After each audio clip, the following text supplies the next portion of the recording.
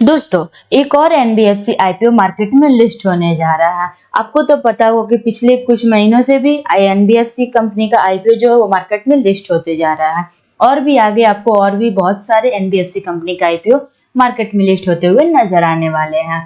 तो हम बात कर रहे हैं दोस्तों लक्ष्मी इंडिया फाइनेंस आईपीओ के बारे में। हम पूरी डिटेल में इस वीडियो में एनालिस करने वाले हैं लक्ष्मी इंडिया फाइनेंस आईपीओ के बारे में और जानेंगे क्या हमें इस आईपीओ में अप्लाई करना चाहिए फिर इसे अवॉइड करना चाहिए। उसके लिए आपको मेरे चैनल को सब्सक्राइब करना होगा और बेल आइकन को भी दबाएं ताकि जो भी मेरा लेटेस्ट वीडियो हो वो आप तक पहुंच सके। और मेरे व्हाट्सएप चैनल को भी ज्वाइन करें, लिंक डिस्क्रिप्शन बॉक्स में दिए गए हैं, वहां पे हम लेटेस्ट अपडेट देते रहते हैं। तो सबसे पहले हम दोस्तों आईपीओ डिटेल जानेंगे कि आईपीओ कब से कब तक ओपन रहने वाला है। तो लक्ष्मी इंडिया फाइनेंस का आईपीओ 29 जुलाई से लेकर 31 जुलाई तक ओपन रहने वाला है। फेस वैल्यू 5 रुपए पर शेयर रखे गए हैं। प्राइस बैंड इसके 150 रुपीज से लेकर 158 रुपीज पर शेयर रखे गए हैं। और आपको तो पता है कि 158 रुपीज पर आपको कट ऑफ प्राइस पे अप्लाई करना होता है, तभी जाके आपको अलॉटमेंट मिलने के चांसेस ज्यादा होते हैं। 94 शेयर्स के लॉट साइज है। टोटल इश्यू साइज 254.26 करोड़ का है, जिसमें से फ्रेश इश्यू रखा गया 165.17 करोड़ का और ऑफर फॉर सेल रखा गया 89.09 करोड़ का। टाइमलाइन की बात करें तो 29 जुलाई से लेकर 31 जुलाई तक ये आईपीओ ओपन रहने वाला है और इसकी अलॉटमेंट की डेट है 1 अगस्त को। और जिन लोगों को अलॉटमेंट नहीं मिलेगी उनको 4 अगस्त को उनके पैसे रिफंड हो जाएंगे और जिन लोगों को अलॉटमेंट मिली होंगी उनको उनके शेयर्स जो है वो डीमैट अकाउंट में क्रेडिट हो जाएंगे।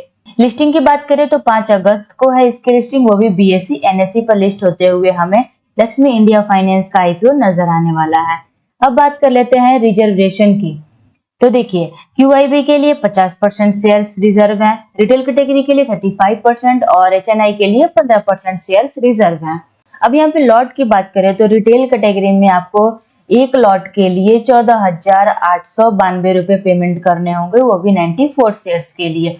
और मैक्सिमम आप 13 लॉट के लिए रिटेल कैटेगरी में अप्लाई कर सकते हो, वो भी 1 लाख से मतलब कि आप मैक्सिमम 2 लाख तक की आपको यहाँ बिड लगानी पड़ती है। स्मॉल एचएनआई कैटेगरी में आपको 2 लाख से लेकर 10 लाख तक की बिड लगानी पड़ती है और बिग एचएनआई में 10 लाख से अबव की बिड लगानी पड़ती है। तो हम तो रिटेल कैटेगरी वाले हैं तो हम तो यहाँ पे 1 लॉट के लिए या फिर 13 लॉट के लिए ही अप्लाई करते हैं। आप कौन से कैटेगरी में मुझे कमेंट करके बताएं और क्या आप इस आईपीओ में अप्लाई करेंगे या फिर इसे अवॉइड करेंगे वो भी मुझे कमेंट करके बताएं। अब बात कर लेते हैं दोस्तों कंपनी के बारे में कि कंपनी काम क्या करती है, इसका बिजनेस मॉडल क्या है। तो जैसे कि मैंने आपको बताया ये नॉन बैंकिंग फाइनेंशियल कंपनी है जो मार्केट में अपना आईपीओ लेकर के आ रही है। तो ये कंपनी जो है वो 1996 में इनकॉर्पोरेट हुई थी और Lakshmi limited is engaged in the business of non banking finance company. Company का जो मेन बिजनेस है वो है कंस्ट्रक्शन लोन प्रोवाइड करना, पर्सनल लोन प्रोवाइड करती है, बिजनेस लोन भी प्रोवाइड करती है, व्हीकल लोन प्रोवाइड करती है और एमएसएमई लोन भी प्रोवाइड करती है, जो कि आपको यहाँ पे देखने को मिल रहे होंगे स्क्रीन पे। अब यहाँ पे बात कर लेते हैं दोस्तों एमएसएमई फाइनेंस जो है वो क्या क्या ऑफर करती है लोगों को। तो देखिए यहाँ पे जो है एमएसएमई वो सिक्योर्ड लोन प्रोवाइड करने का काम करती है अगेंस्ट कमर्शियल प्रॉपर्टीज और रेसिडेंशियल प्रॉपर्टीज फॉर एमएसएमई के लिए, जहां रिस्क बहुत कम होता है।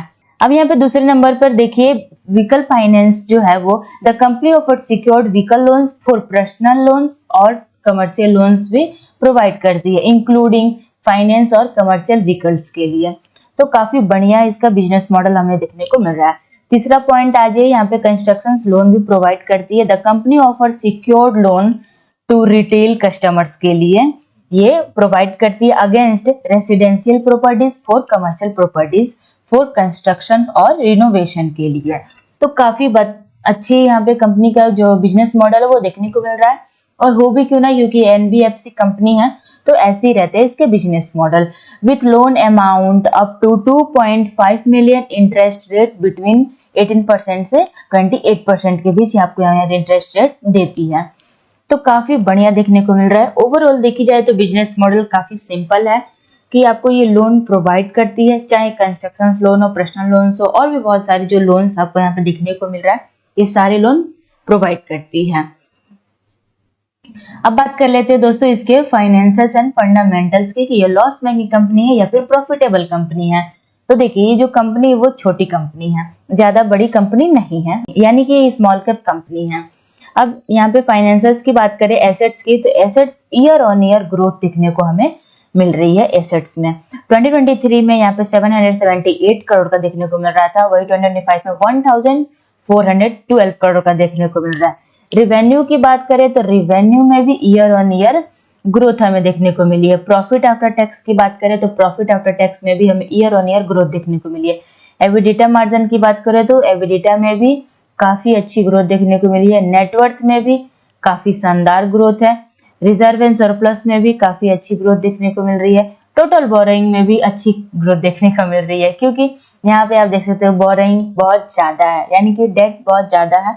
तो देखिए डेट थोड़ा सा ज्यादा होने का यही कारण है कि ये एनबीएफसी कंपनी है जो खुद ही लोन लेती है और फिर सारी कस्टमर्स को प्रोवाइड करती है लोन, तो ऑब्वियस है कि इसके पास डेट जो है वो ज्यादा होंगे ही। तो देखिए आपको जैसे कि ये लोन जो लेती है लोअर इंटरेस्ट रेट पर लोन लेती है और हायर इंटरेस्ट रेट पर कस्टमर्स को ये लोन प्रोवाइड करती है। जो बीच का जो मार्जिन बच जाता है वो इसका प्रॉफिट होता है, तो ऑब्वियस है कि इसके डेट जो है वो ज्यादा होंगे, यानी कि बोरिंग ज्यादा होंगे ही होंगे। तो यहाँ पे आपको टेंशन लेने वाली बात नहीं है, आप बस इस चीज पे ध्यान ना दें तो बेटर है।